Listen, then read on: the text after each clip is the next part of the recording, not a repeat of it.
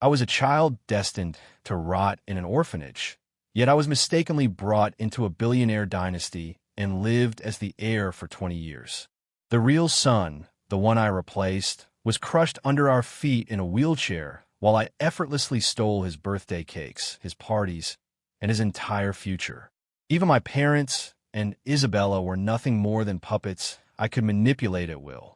But when the filth of our secrets was finally exposed, I realized that all that pampering had turned me into a rabid dog, a creature that acted without a single thought for the consequences. I drove my own mother to a heart attack and forced my father to publicly strike my name from his will. The monster I thought would devour the family legacy ended up pushing my father until his blood stained the floor, before using a heavy ashtray to beat the life out of the only woman left who was willing to hide his shame. 5 years ago, shortly after I was welcomed back into the Sterling family to claim my inheritance, everything changed. Ethan Miller, the boy my parents had raised as their own son, deliberately ran me down with his car and crushed my legs to splinters. My parents and my fiancée, Isabella, were hysterical as they rushed me to the emergency room. When the surgeon finally emerged, he delivered the devastating news that I would likely be confined to a wheelchair for the rest of my life. Isabella proposed to me right there in the hospital hallway, vowing to care for me and stay by my side forever. My parents claimed to have severed all ties with Ethan, urging me to hand over the evidence of the crime so I could focus entirely on my rehabilitation. They eventually told me that Ethan had been consumed by guilt and had taken his own life while traveling abroad. I believed every word of it until the day of my 5th wedding anniversary, which was the day I saw a ghost. The man who was supposed to be dead was standing there, cradling my son in his arms and whispering to Isabella. He told her that if it hadn't been for her and my parents, I would have put him behind bars years ago. He laughed about how I would go to my grave, never knowing that my son was actually his. He even bragged about how my parents had destroyed the evidence against him and swapped my prescription medication for useless vitamins. He thanked Isabella for the sacrifice of marrying a useless cripple and keeping up the charade for so long. She told him not to say such things in a voice so soft it made my skin crawl. She explained that being my wife gave her the legal power to sign a waiver of prosecution on my behalf whenever necessary. She was willing to do anything to keep him safe, claiming that the deception was a small price to pay for his freedom. The marriage I thought was my salvation was nothing more than a meticulously constructed trap. My own flesh and blood had conspired to destroy me, all to protect the boy they had raised in my place. If this was the life they chose, then I was done playing my part. I stood in the shadows of the hospital lobby, watching Ethan hold the boy I thought was my son while standing beside Isabella. They looked like the perfect, happy family, a sight that felt like a jagged blade ripping through my chest. The pain was so physical and so sudden that I found myself gasping for air. The son I had cherished with all my heart wasn't even mine. The woman who had sworn to love and honor me was actually in love with the man who had tried to end my life. My parents had destroyed every shred of evidence against him, yet they still didn't trust me. They had orchestrated my marriage to Isabella solely to ensure she could sign the legal waivers that kept Ethan a free man. My phone buzzed with a call from my mother, her voice filled with feigned concern as she asked why I had gone to the hospital alone. She told me they were almost there and demanded to know my exact location. The sheer hypocrisy in her voice sent a wave of white-hot rage through my veins. I squeezed my armrest so hard my knuckles turned white, my nails biting into my skin. I told her I didn't want to be a burden and that I could handle my physical therapy session on my own. She insisted that we were a family and that I could never be a burden to them. She asked if I was still at the hospital and said they were on their way. I used to think their constant presence at my therapy sessions was a sign of their devotion, but now I knew better. I realized now that they were only there to keep me under their thumb. I lied and told her I had just arrived and was heading into the main lobby. I maneuvered my wheelchair around a corner, intentionally baiting the trap I had set. As expected, her voice spiked with panic as she begged me not to go into the lobby. She claimed it was too crowded and dangerous, insisting they were in a nearby hallway and would meet me there. I gave a curt reply and ended the call, watching from a distance as Isabella's phone began to ring. Her face went pale as she whispered something to Ethan. She grabbed the boy from his arms and made a frantic exit through the back door. Ethan vanished into the crowd like a ghost. It was obvious that my parents had tipped her off to keep them from being seen. My safety was never their concern. They were only terrified that I would catch them all together. A wave of profound grief and shock crashed over me, threatening to pull me under. Every single person I loved was a liar. They were all protecting the man who had stolen my future. The sharp pain in my palms brought me back to reality. If they wanted to play games, I was going to burn the entire theater down around them. I pulled out my phone and hit record before rolling my wheelchair toward the main entrance to meet my parents. When they arrived, my mother's eyes darted around the lobby with frantic intensity. My father stood beside her, his brow furrowed as he asked why I hadn't waited for them. He lectured me about how dangerous the crowds were for someone in my condition. I calmly told them they were running late and that I'd had an urgent need to use the restroom. I kept my expression neutral as I spoke. My mother's voice trembled slightly as she asked if I had run into anyone I knew. Her feigned anxiety felt like a physical blow to my chest. I wanted to scream at her and demand to know why she was doing this to me. I realized there was no point in a confrontation yet, as I had already decided to cut them out of my life. I told her I had been in the stall the entire time and hadn't noticed a soul. They both visibly relaxed when they realized I was still in the dark. My father grabbed the handles of my wheelchair and told me it was time to head upstairs. My mother knelt down to adjust my surgical mask, warning me about the flu season. She told me she would be devastated if I got sick. I used to find comfort in her motherly concern, but now her eyes looked cold and empty of any real affection. We headed up to the rehabilitation center on the 12th floor. Once I was on the table, the therapist administered a sedative that began to cloud my mind. I drifted in and out of consciousness, caught in the haze of the drug. Through the fog, I could hear them whispering to the therapist. The therapist warned them that my legs had gone far too long without proper treatment. He told them that without immediate surgery, I would be permanently paralyzed. He admitted that they had only been doing superficial exercises and that he had followed their orders to swap my medication for vitamins. The therapist asked my father if he really wanted to see his son lose the ability to walk forever. My father snapped back, telling the man he wasn't being paid to offer his opinion. My father's voice was like ice. My mother chimed in, saying it didn't matter if I could walk because they could afford to take care of me for the rest of my life. She reminded the therapist that he worked for the Sterling family, not the hospital, and that he should remember who signed his paychecks. The therapist quickly backed down, though he expressed concern that I might be developing a resistance to the sedatives after all these years. My father told him to figure it out, as long as my condition remained stagnant. He wanted me kept in that wheelchair, neither improving nor declining. The therapist agreed, and I heard the door click shut as my parents left the room. I lay there in the silence, feeling like I was trapped in a frozen hell. They had no idea that my body had already built up a tolerance to the drugs. I had heard every single word of their betrayal, and my phone had captured it all. They had hired a private specialist from Europe just to ensure I remained a cripple for 5 years. The entire rehabilitation center was nothing but a stage for their elaborate deception. A crushing pain filled my chest as silent tears tracked down my face.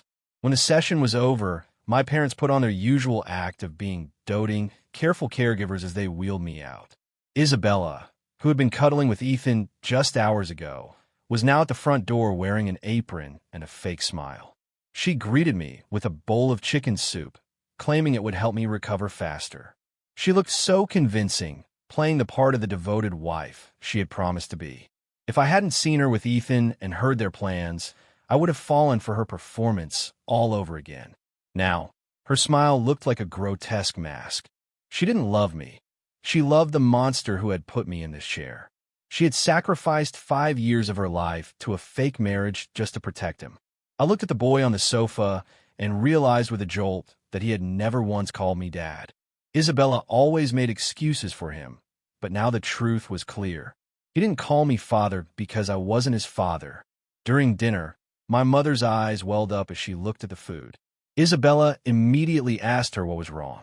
My father sighed and comforted her, mentioning that the steak and fries were Ethan's favorite meal. He lamented that even though Ethan had done something terrible, they had raised him for 20 years, and he didn't deserve to die. I could feel them watching me, waiting for my reaction. The food turned to ash in my mouth. If he didn't deserve to die, then I suppose I was the one who deserved to suffer. Isabella spoke up, reminding me that it had been 5 years and that Ethan was only 20 when he made that mistake. She suggested that his possessiveness had gotten the better of him because he felt I was stealing his life. She asked if she could go with my parents to visit his grave on the anniversary of his death.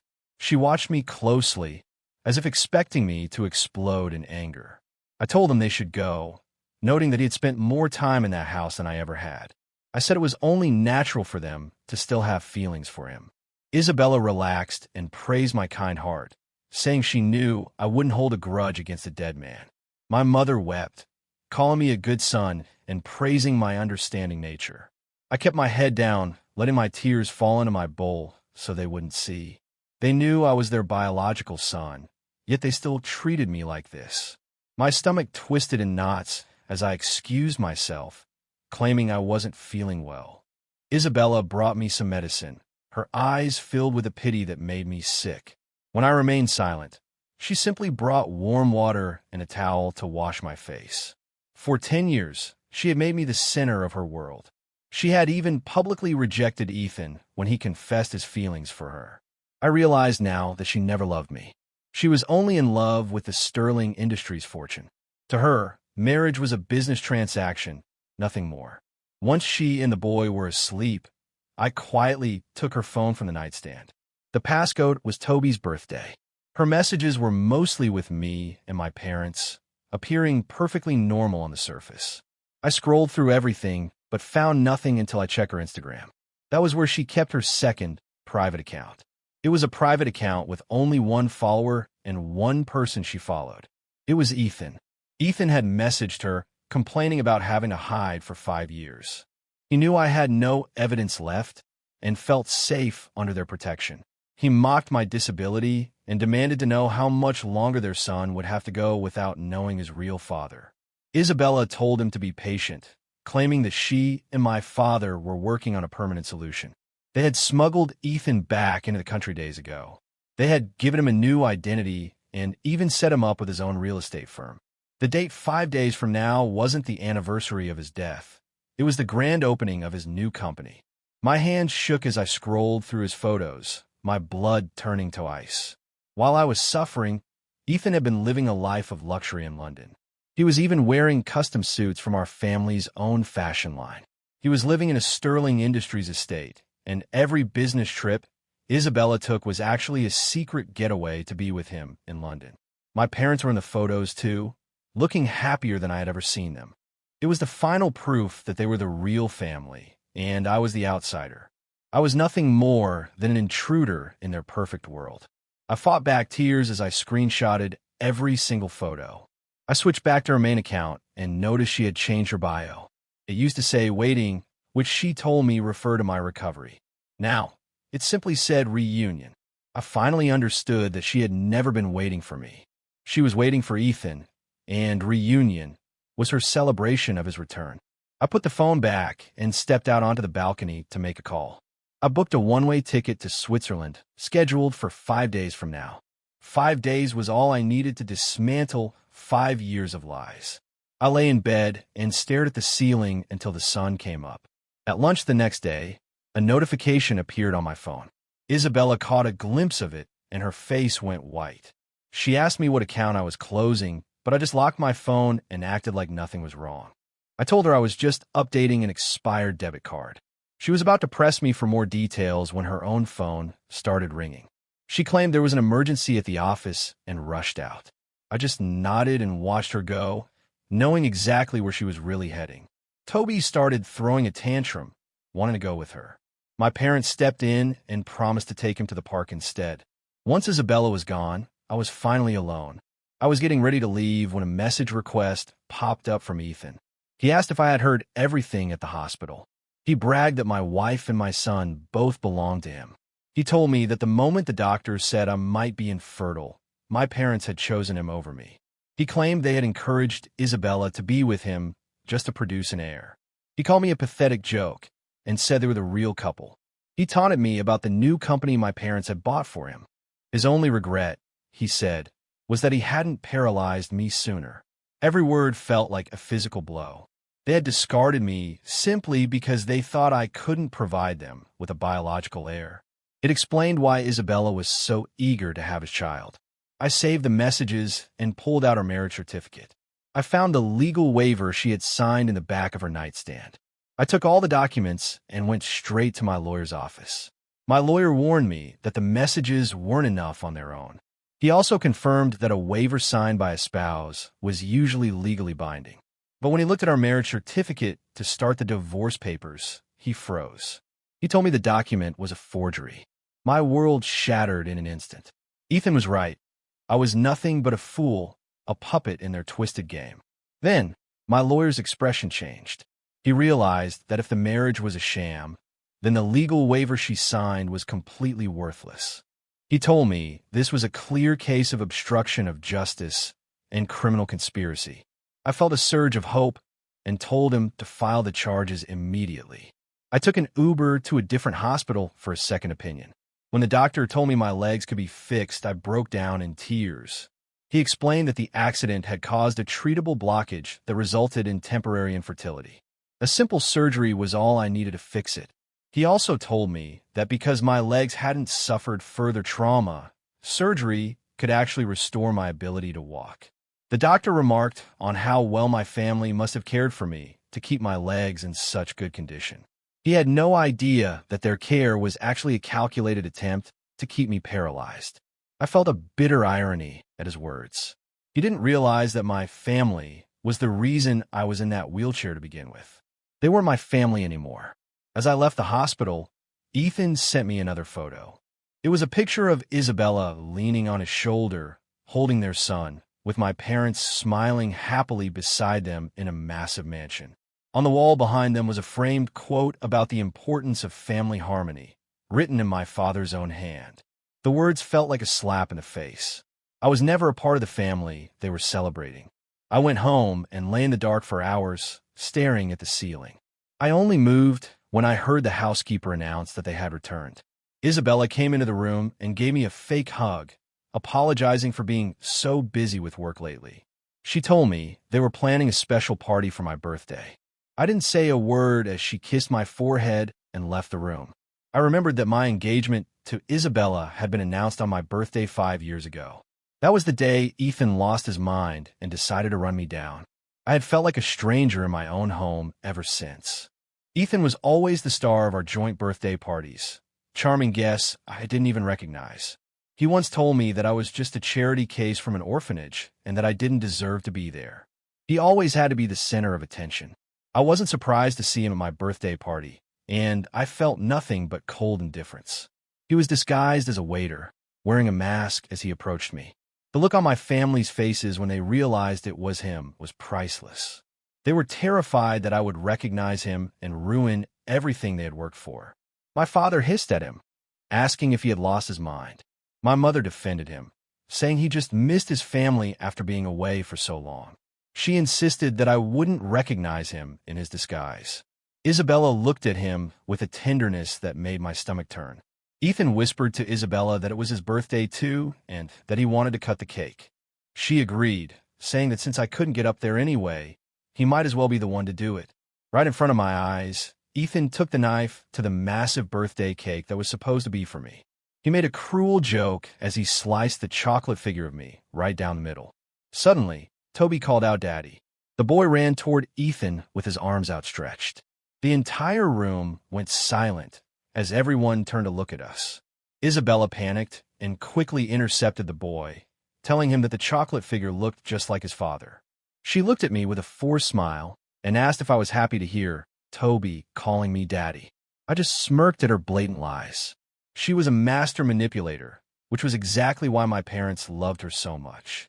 They quickly ushered Toby away while Isabella went back to playing the perfect hostess. I felt like I was suffocating and tried to will myself outside for some air. Suddenly, a pair of hands grabbed the back of my chair. It was Ethan. He wheeled me out into the garden and greeted me with a mocking tone. He bragged about how everyone's eyes had been on him during the birthday song. He told me they would always love him more and that none of this would have happened if I had just stayed in the orphanage where I belonged. He mocked my disability and reminded me that my wife and son were actually his. He said if he were in my position, he would have killed himself out of shame. I looked him in the eye and told him he was the one who should be ashamed. He was so pathetic that he had to resort to violence just to get what he wanted. I pointed out that he was living a lie, hiding behind a fake name and a mask just to see his own family. I clearly hit a nerve because he kicked my wheelchair in a fit of rage. He screamed at me, asking what right of waste like me had to mock him. He bragged that my parents had destroyed all the evidence and that I couldn't touch him. His face was twisted with rage as he shoved my wheelchair toward the edge of the pool. He smiled and said we were about to find out who they really loved. Then, he shoved me into the water and jumped in after me. The freezing water filled my lungs as I struggled to stay afloat. I heard my parents and Isabella screaming our names. They all ran toward the pool as the water churned. Isabella swam toward me, but then she veered off and grabbed Ethan instead, pulling him to safety. My parents helped her pull Ethan out of the water while I was left to drown. I felt a strange sense of peace as I let myself sink toward the bottom. Just as I was about to lose consciousness, Isabella swam back and dragged me to the surface. Ethan and I were laid out on the pool deck. Toby ran straight to Ethan, crying and calling him Daddy over and over again. My parents were huddled around Ethan, ignoring me entirely. He slowly opened his eyes and looked at them. He gasped out a lie, claiming that my wheelchair had suddenly sped up and that he had fallen in while trying to save me. The guests began to whisper about the adopted brother who had supposedly tried to kill me 5 years ago. They wondered if I tried to take him down with me. Isabella looked at me with a flicker of guilt before her expression hardened again. My father looked terrified, while my mother threw herself on me and asked why I had been so foolish. She promised they would take care of me forever, but I just looked at her with cold eyes. Their performance was sickening. They only cared about Ethan, but they had to put on a show for the guests. It was a pathetic display. Ethan gave me a smug look before they whisked him away. My birthday party ended in complete chaos. They took me to the hospital, and once I was cleared, they all seemed relieved. Ethan sent me more messages to rub it in. He pointed out that Isabella had saved him first and that my parents had been calling him son the entire time. He told me that their bond with him was far stronger than anything they felt for me. He reminded me that they had been a family for 20 years and asked me who was the real embarrassment now. I didn't bother replying. I just saved the screenshots. That night, they left me alone and went to Ethan's house, claiming he needed their care. I went into my study and printed out every single piece of evidence I had. I also backed up the hospital recording onto a thumb drive. It was my final gift to them. They didn't come home the next day, but Isabella sent me a text. She claimed they were out making arrangements for Ethan's memorial service and told me the housekeeper would look after me. I laughed and told the housekeeper to throw away every single gift Isabella had ever given me. I went back to the study and threw the framed quote my father had written for me into the fireplace. It was just the word health. He had written a beautiful quote about family for Ethan, but for me, he only wrote a single word. The irony was almost funny. He was the one who had stolen my health and ensured I would be a cripple for life. I fed the fire with the scarves and blankets my mother had knitted for me, my heart cold with rage. I burned every family photo from the last decade. I wanted to erase every trace of my existence from that house. As the last of the photos turned to ash, I knew what I had to do. I went to my lawyer and handed him the evidence. I told him to file the lawsuit against Ethan the next morning. Even if he didn't go to jail, I wanted the world to know he was alive. I wanted everyone to know my family had been harboring a fugitive. Then I uploaded all the photos and the recording to my social media accounts.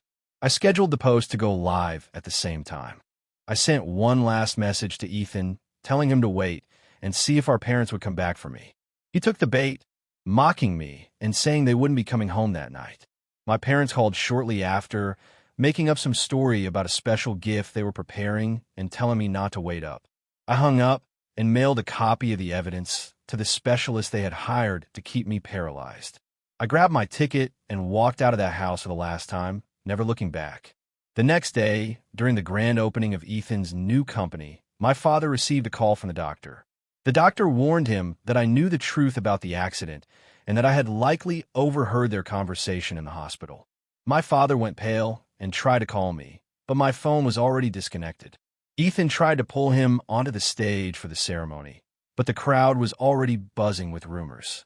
People were whispering about the Sterling Group chairman and how he had let his own son rot in a wheelchair to protect an outsider. Someone recognized Ethan, and Isabella ran onto the stage with a look of pure terror on her face. She told my father they had to leave immediately, leaving Ethan standing alone in the spotlight, confused and exposed. Isabella drove like a maniac while my mother demanded to know what was going on. When they finally got home, Isabella rushed to get my mother's heart medication. She forced the pills into my mother's hand and finally told them that I knew everything. My mother screamed in shock. My father admitted the doctor had warned him and said he had already tried to call me home to discuss it. Isabella told him there was no point in waiting because I had already posted everything online. She showed him the posts, and his face went white as he listened to his own voice ordering the doctor to sabotage my recovery. The comments were filled with rage, and my mother collapsed, clutching her heart after reading just a few of them. People were calling them monsters for what they had done to their own son. Some pointed out that destroying evidence was a felony, while others noted that the legal waiver Isabella signed might keep Ethan out of prison. The internet was on fire with rage, with everyone demanding justice for what had been done to me. Isabella was trying to help my mother while her phone was blowing up with calls from friends asking about her affair. My father saw the screenshots from Isabella's private account and exploded in anger, accusing her of being incredibly stupid for leaving such a trail. Isabella was defensive, saying she never expected me to go through her phone and find her private account. The doctor arrived and handed my father a folder, telling him that he had warned him this would happen. He told them his reputation was ruined and that he was moving back to Europe. He reminded them that the recording proved he was only following their orders. He told them to keep their money and walked out the door without a second glance. Before he left the country, he posted a statement on LinkedIn to clear his name. The recording backed up his story, so he managed to escape the worst of the public's wrath. My father was drowning in panic calls from his business partners and subsidiaries. Ethan burst into the room, demanding to know what they were going to do about the reporters surrounding his office. He told them he had barely managed to hide his identity and begged them not to let the truth come out. My father looked at Ethan's selfish, panicked face, and his expression began to harden. He told Ethan that I had fled to Europe and that he needed to make a public statement in my absence.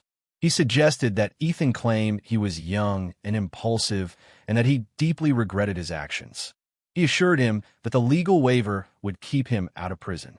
Ethan refused, reminding my father that his marriage to Isabella was a sham. He was terrified that if the truth came out, he would still end up in prison. My father's face darkened as he asked Ethan what he proposed they do instead. Ethan wanted to flee back to London and have my father claim that I had suffered a mental breakdown. He suggested they tell the world the evidence was all faked. His cowardice and selfishness left my father, Isabella, and my mother shaking with rage. My mother was furious that he wanted to run away and leave them to deal with the consequences of his actions. She pointed out that the audio could easily be verified and that the public would never believe it was fake. Isabella was hysterical, screaming about the accusations of bigamy and the threats of prison. She blocked the door and demanded that he finally take responsibility for his own mess. She blamed him for being careless and sending me those messages and photos in the first place. Ethan looked to my parents for help, but my mother's voice was cold and filled with disappointment. She wondered if they had ruined him by spoiling him so much. She was angry that he had been so reckless and left such an obvious trail for me to follow. She blamed his arrogance for pushing them into this nightmare. Ethan was about to argue when his phone rang. He looked at the screen, and his face twisted with rage. He told them I was suing him and demanded to know who had betrayed his new identity. He looked at them with suspicion, not realizing that his new identity was never as secret as he thought. They had registered his new company under the name Ethan Peterson, using my mother's maiden name. It was the first place I looked. They all recoiled from the sheer malice in his eyes. It was the first time they had ever seen him look at them with such hatred. My father was outraged that Ethan would suspect them after everything they had done to protect him. He reminded Ethan of the lengths they had gone to, including faking his death and sending him abroad, and called him an ungrateful brat. Ethan tried to calm down, claiming he didn't mean to offend them and that he knew they had always been good to him. He was worried that a court appearance would ruin his reputation and his business prospects. My father told him to forget about the company and just focus on selling the assets and disappearing back to London once the scandal died down. Ethan was clearly furious about being told what to do, but he kept his mouth shut for once. My father went into hiding as the Sterling Group's stock price tanked. The shareholders were demanding answers and his resignation. They decided that a man of his character was unfit to lead the company, and he was eventually forced to step down. Isabella was desperate to find me, leaving Ethan to look after Toby and my parents while she searched the city.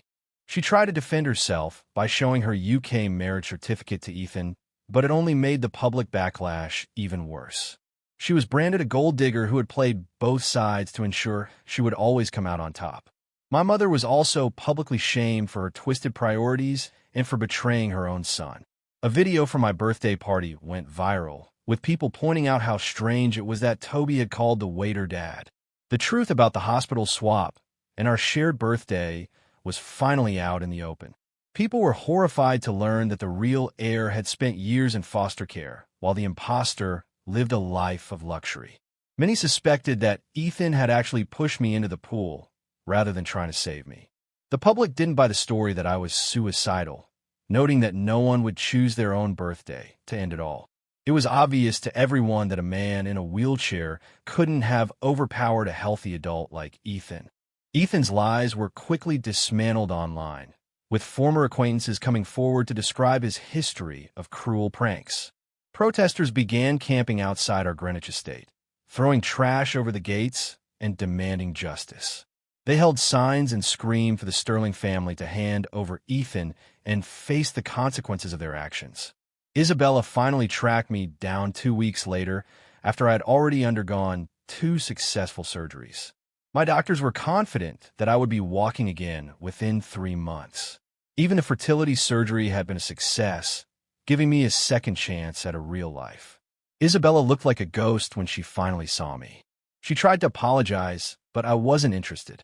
I told her to stop using my name and reminded her that I was no longer her husband. She tried to claim she still loved me and that my father had convinced her that I would never be able to have children. She claimed she was forced into the arrangement with Ethan just to ensure there would be an heir to the Sterling fortune. I told her to stop playing the victim and that I knew she was just as selfish as the rest of them. I told her I knew she only married me because she thought I was the heir and a safe bet for her future. She was always looking for the winning side, and she didn't care who she had to betray to get there. Her facade crumbled, and she began to sob as the truth of her actions hit home. She begged for forgiveness, claiming that her feelings for me over the last decade had been real. I told her that forgiveness was impossible and that she would have to live with the consequences of her choices. I called the nurse and had her removed from my room, telling them she was never to be allowed back in.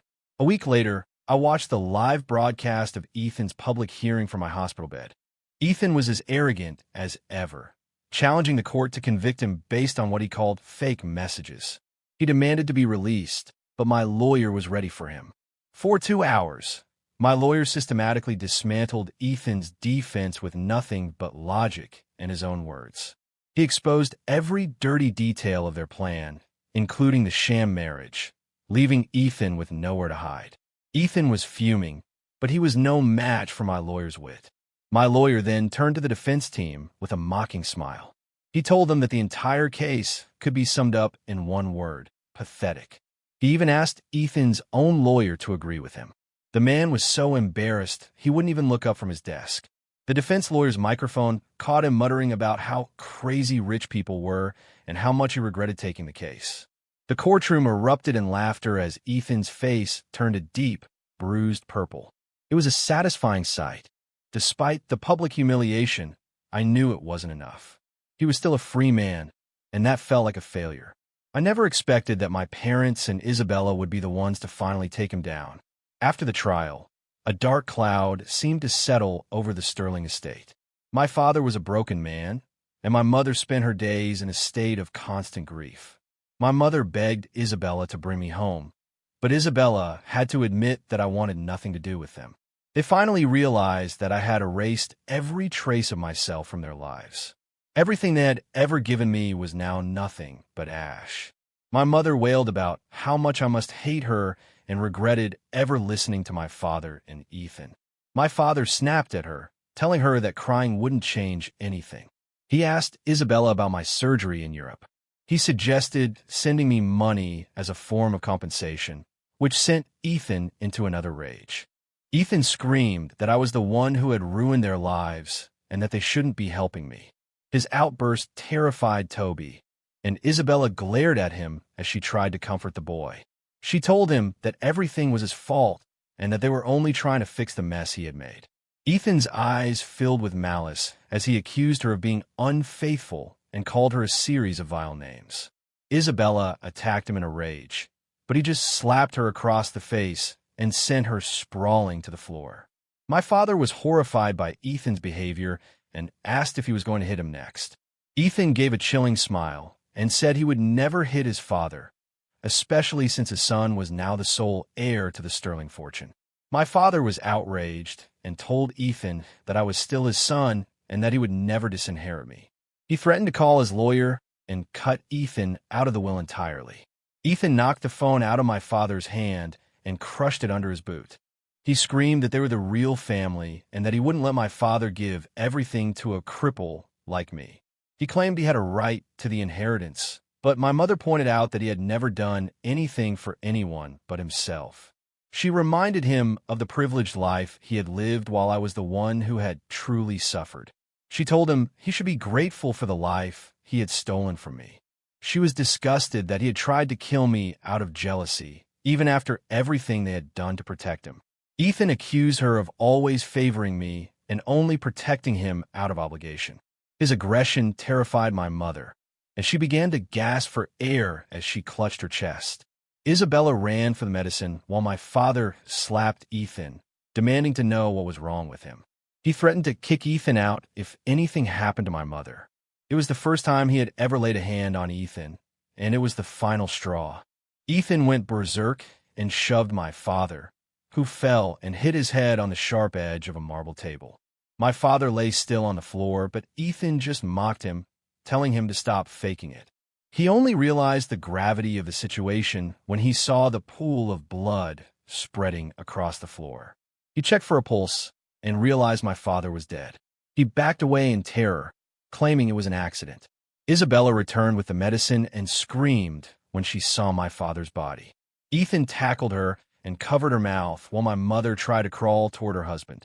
She saw that he was dead and let out one final, agonizing scream before her own heart gave out. Isabella bit Ethan's hand and ran to my mother, but it was too late. She was already gone. They were alone in the house with the crying child, as my father had already dismissed all the staff. Isabella was devastated and threatened to call the police, accusing Ethan of killing the only people who had ever loved him. Ethan didn't hesitate. He grabbed a heavy crystal ashtray and struck her over the head. He kept hitting her until she was dead, cursing her for ever thinking she could be my savior. He knew there was no turning back now. The fear was gone, replaced by a cold, dark resolve. I received a call at dawn in Switzerland, informing me that Ethan had set the Greenwich estate on fire with himself and the boy inside. I was shocked, but not entirely surprised. Ethan had always been a selfish, violent monster who only cared about himself. My parents and Isabella had created a monster, and in the end, that monster had destroyed them all. It was a tragedy of their own making. 3 months later, I was walking again. I returned to the States to bury my parents and take my rightful place as the head of Sterling Industries. My new life was just beginning. I had learned the hard way that love without boundaries only creates monsters. My true recovery didn't happen in a hospital. It happened the moment I stopped looking for love in a house full of lies. You only find your strength when you stop playing a part in someone else's twisted story. If you find yourself in the dark, remember that you are the only one who can rebuild your life. Walking away from the people who destroy you is the greatest act of self-love.